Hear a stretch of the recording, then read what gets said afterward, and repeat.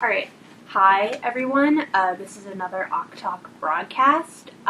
Today we're going to be addressing the question of various things with like being a bystander in like domestic abuse, abusive relationship sort of situation. We're going to be talking some about the signs of abusive relationships as well as what you can do to intervene in those relationships. We're also going to be doing Free Condom Friday when this goes up, so if you want to talk more about this topic or other topics, stop on by. We're going to be outside Doherty. And Saturday night, starting at 8:30, we're going to be having Awk Talk in the Dark, where... 9 o'clock. 9 o'clock, Yeah. okay. Starting at 9 o'clock, sorry.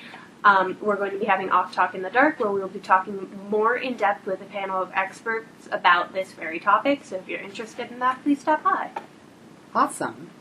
And I'm Noah. I've been on here before. I work in health services, and I'm going to help answer some of the questions that we have today. Yeah, Noah is an expert. He has Green Dot training, which, why don't you tell us what Green Dot is? Yeah, that's an excellent segue because I did want to kind of cross-promote that. So Green Dot is a new initiative at CMU that focuses on teaching us how to be better bystanders and intervene in concerning situations. So there will be opportunities to participate in Green Dot training as a student in the spring, so stay tuned for more information on that. Yeah, and it's a really valuable resource, and I'm excited that CMU is doing that. Wonderful. All right, so let's start. So, Noah, Yeah. what are some of the signs that someone might be in an abusive relationship, or that could lead to someone being in an abusive relationship? Okay, so for the sake of time and brevity, I want to say first that there are a lot of signs that we could talk about pertaining to this particular topic. And it's going to look really different from person to person. So we're not going to talk about the signs as much as we're going to talk about some principles you can use if you don't know what's happening actually. So it may not always be entirely clear if that's a concerning situation or an abusive relationship. So there's a couple principles that we use to say, what do you do when you're not sure, basically? So those principles are, first, can you just take a second look at that situation and say, like, my gut is telling me that something's not right, and what is it exactly that's setting me off here? And then with that information, the simplest thing you can probably do is just to check in with the person that you're concerned about. Ask how they're doing and see what's going on there.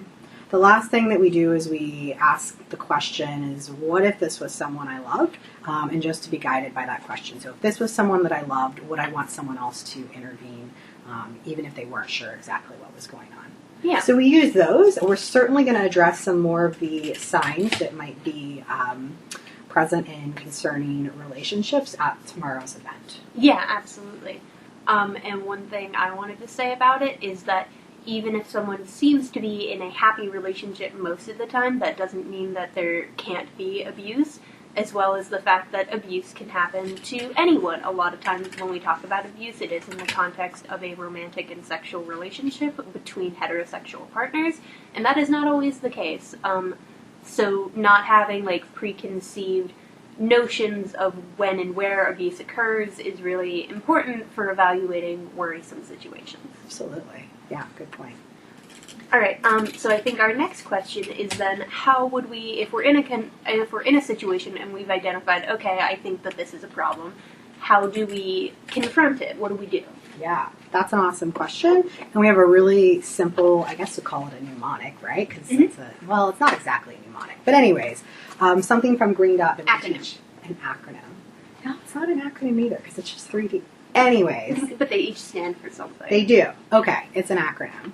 All right, so anyways, in Green Dot we use this acronym. It's called the 3Ds. So distract, delegate, and direct are the principles of that.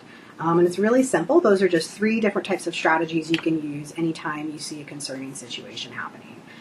So direct is anything you do directly with the people involved in the situation. Do you have any thoughts or examples on that one? Yeah, I think one of the most valuable types of directing you can do is, and it can be used in like a really worrisome situation or just something sort of innocuous, is ask, why would you say that, or why would you do that, and sort of put the person in a position where they're explaining their thought process of why that's an appropriate thing to say or to do, And a lot of times, like in the context of, let's say, a sexist joke, a lot of times as you continually repeat, like, I still don't get it, I don't understand why you think that's funny, I don't understand why you think it's appropriate, they'll come to a place of sort of awkwardness of like, oh, that behavior was inappropriate. So I think, especially for more innocuous behaviors, that's a pretty good way to get them to evaluate why they're saying it and what they're thinking, what they're doing. Yeah,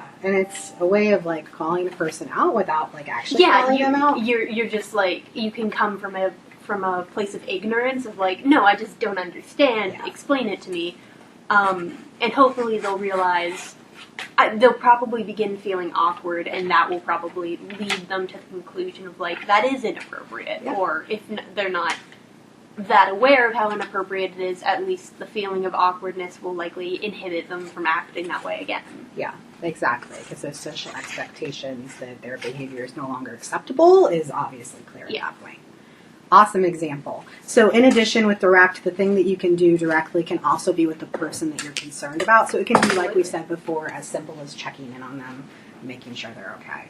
So the second D, delegate, is anytime you are bringing someone else into the situation to help out when you may not feel like the most appropriate person to intervene. So perhaps that is a situation where you don't know the people that well, and so you get their friends involved. Yeah. Or maybe a professional or some other source of support. Absolutely, yeah. And then the last one is distract. This is often where people come up with the most creative and interesting ways to intervene. So a distraction is any diversion that you can create in a situation to stop or prevent that situation from going further. So for example, say that someone is at a party and they see something concerning happening. It could be that they like go up and spill a drink on the people involved to kind of stop that situation from happening. Yeah. The one thing I think is sort of notable with distract is that it stops that situation, but it doesn't necessarily have any impact on longer behavior. And I think direct and delegate can, and that's why if you're able to direct or delegate safely and in a way that you think will be effective, it might be better to choose one of those tactics. Would you agree with that? Yes and no. I would say I would agree with the assessment that those might have a longer term impact. When it comes to the philosophy of doing these sorts of things, and when you all will learn more about Green Dot in the future, is we're really looking for our community to take on this philosophy of intervening when they see concerning things. And so the idea is that if lots of people are going out and using these 3D principles, is that it's going to have a cultural impact and shift the expectations so that even if they're just doing distractions, when they see that happening over and over again, is going to change the culture. So I would say, but yes and. Okay. Yes. That makes a lot of sense. Thank you. Yeah, no problem. So that's sort of for how we can confront someone doing the behavior. Is there anything more that we can talk about with, like, helping the person that's receiving the behavior and, like, maybe resources we can direct them to, or just things to make sure long-term they're okay? Sure. Right. One of the other important things that we recognize when we're talking about this is that, there are things that you may want to do to support the person after something has occurred or before, when you've intervened. But it's important to recognize we're going to be probably interacting with people more often after these experiences have occurred. So a couple things you can do, first of all, are just to believe them. Yes. Don't question their experience. And acknowledge and validate that, it doesn't have to be like I'm sorry, but it can be a thank you for sharing that with me, or I'm glad you felt comfortable enough to share that with me. Whatever feels appropriate to sort of empathize and validate that situation. Ask them how you can help, because in many situations, people who have experienced some sort of violence often don't have, or they've had their power taken away from them. So helping them to gain that power back by letting them lead and control the situation can be helpful. Then as far as support and resources, there are a ton of local resources you can definitely reference to. When it comes to CMU-specific resources, the Title IX office is a great group of individuals who provide support specifically to people who have experienced dating, domestic violence, stalking, and sexual assault. And that's whether or not the experience happened here or elsewhere, or with people on or off campus.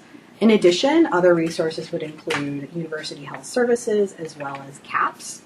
Then off campus, there are a number of great resources too. So PAR, or Pittsburgh Action Against Rape, is a local organization that provides support for people. And I think you knew about another national resource too, right? RAIN, which is a national resource that concerns itself with like sexual abuse, and there's a lot of things that they can do to help. And they have like a 1-800 24-hour hotline that you can call as well. So with that said, I just want to say, this is general advice. If someone is experiencing a particularly concerning situation, we definitely want you to check in with one of those resources. Yeah, absolutely.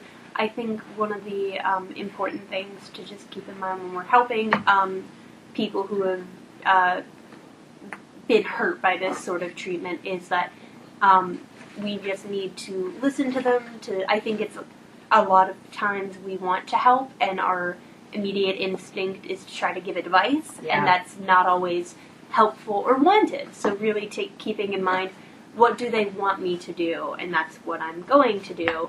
And also making sure that, like, however they feel, if they're not sure how they feel, or if they feel angry or upset or just confused, that those feelings are valid, and you tell them that you believe them, you believe their feelings, and that they're valid and that they are not at fault for anything that happened to them.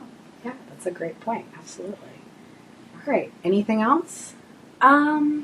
Not that I can think of right this minute, but again, we are having that event Saturday night at 9. It's in the UC by the Black Chairs, so if you want to hear more about this topic from experts and in more detail and more specific, absolutely stop by that event. I think it's going to be really informative and really helpful. All right, thanks. All right. Later. Bye. Have a good one.